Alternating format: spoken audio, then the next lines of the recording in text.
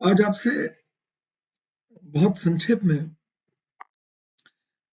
IAS अधिकारी श्री श्रीनाथ की सफलता की कुछ चर्चा करने का मन है। उनकी कहानी बहुत प्रेरणादायक है, जहां हम ये महसूस करते हैं, मानते हैं, समझते हैं। बहुत सारे नवयुवक ऐसी बात करते हैं कि मुझे ये संसाधन उपलब्ध होते तो मैं ऐसा कर सकता था। संसाधनों की कमी एक बहाना बन जाता है, पर आईएएस श्रीनाथ ने यह साबित किया कि आपके इरादे मजबूत हों तो आपकी मंजिल को पाना आपके लिए बिल्कुल भी असंभव नहीं है। उसको प्राप्त करने में कोई भी कठिनाई नहीं है। मैं आगे चर्चा करूंगा, इसके साथ आपको के श्रीनाथ को दिखाता हूं। देखिए, ये है आईएएस अधिकारी के श्रीनाथ का पूर्व जीवन। आप केरल के एर्नाकुलम स्टेशन पर कुली का काम करते थे। आपने अपने मजबूत इरादों से आईएएस की परीक्षा पास की। अपनी परेशानियों का कोई बहाना नहीं बनाया।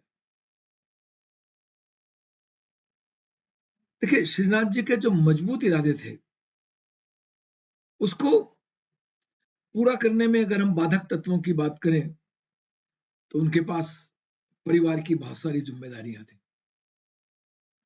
आर्थिक अभाव था, शादी हो गई थी, वैवाहिक जीवन था, एक बेटी भी थी, और अपनी आवश्यकताओं को पूरा करने के लिए काम भी करना था। तो कुली का काम किया, पर अपने सपने को मरने नहीं दिया।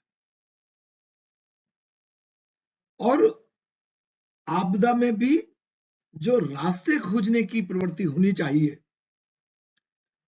उस बोन में थी, और उसके माध्यम से उन्होंने रास्ते खोजे और सफलता को प्राप्त किया।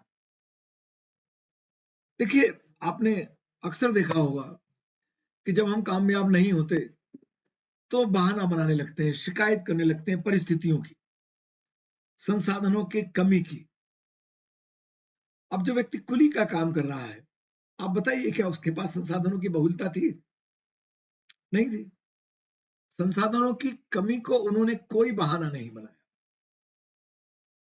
और उन्होंने अपने लक्ष्य को प्राप्त करने के लिए जो भी सुविधाएं उनको मिल सकती थी, उपलब्ध हो सकती थी, उनका बेहतर उपयोग किया, और उसके माध्यम से उन्होंने सफलता को प्राप्त किया। आईएएस अधिकारी बनने की इच्छा मन में, कोचिंग के लिए पैसा नहीं, पारिवारिक जिम्मेदारियों को निभाने के लिए भी धन की आवश्यकता है। कैसे करेगा व्यक्ति जब आपके पास पैसे नहीं है, परिस्थितियां आपके अनुकूल नहीं है?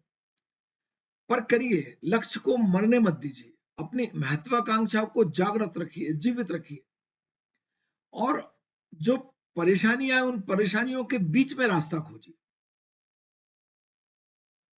के श्रीनाथ आईएएस बनना चाहते थे। उन्हें लगा कि इसमें कुछ बाधा है, परेशानी आ सकती है, तो उन्होंने लक्ष्य को थोड़ा छोटा किया, और उन्होंने सबसे पहले केरल लोक सेवा आयोग की परीक्षा की तैयारी की। अब तैयारी कैसे करें?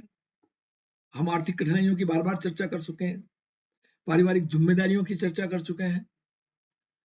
तो उन्होंने अपने कुली के काम को करते हुए जो समय बचता था, उस समय में पढ़ाई की, और वैज्ञानिक प्रगति का सहारा भी लिया। केरल के उस एर्नाकुलम स्टेशन पर, जहां वो कुली का काम करते थे, फ्री वाईफाई की सुविधा उपलब्ध थी। तो चूंकि वो धन के अभाव के कारण पुस्तकों को खरीदने में भी परेशानी थी, तो उन्होंने फ्री उस वाईफाई सुविधा का उपयोग किया और उस सुविधा के माध्यम से अपने लिए खोज कर ऑनलाइन पढ़ाई की। और उस ऑनलाइन पढ़ाई करने का परिणाम यह हुआ कि उन्होंने पहले केरल लोक सेवा आयोग की परीक्षा की, उसे पास किया और बाद में वह लोक सेवा आयोग, संघ लोक सेवा आयोग की परीक्षा में शामिल होकर आईएएस बने। देखिए, ये कहानी बहुत छोटी है, बहुत प्रेरित करती है, बहुत सीख देती है। और चित्र देखिए आप उनका, ये उनके चित्र हैं जो उनके आईएएस बनने के बाद उनसे इंटरव्यू लिया जा रहा है। देखिए, ये कहानी, छोटी सी कहानी ये बताती है कि अगर आप समर्पित भाव से आप अपने लक्ष्य को प्राप्त करने के लिए प्रयास करते हैं तो लक्ष्य मिलेगा। सब बाधाएं रास्ता देंगी, सब बाधाओं के बीच में भी रास्ता मिलेगा। पारिवारिक जीवन, वैवाहिक जीवन, परिवार की जिम्मेदारियां, 2 साल की एक बेटी, हर माता पिता अपने बेटी से प्यार करता है, बेटे से प्यार करता है। उसको समय देना, उसकी आवश्यकताओं को पूरा करना और उसके बीच में अपने लिए समय निकालना। पर के श्रीनाथ ने जो बात कही वो मैं आपको जरूर बताना चाहूंगा।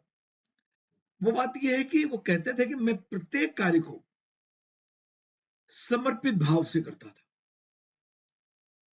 बड़ी ईमानदारी, निष्ठा, संजीदगी से अपने काम को पूरा करता था।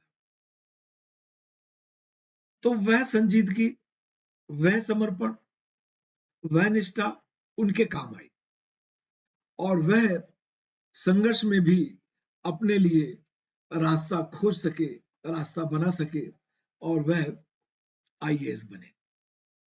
इस छोटी सी कहानी के माध्यम से मैं आपसे ये कहना चाहता था कि कोई भी परेशानी, कोई भी असुविधा बड़ी नहीं है।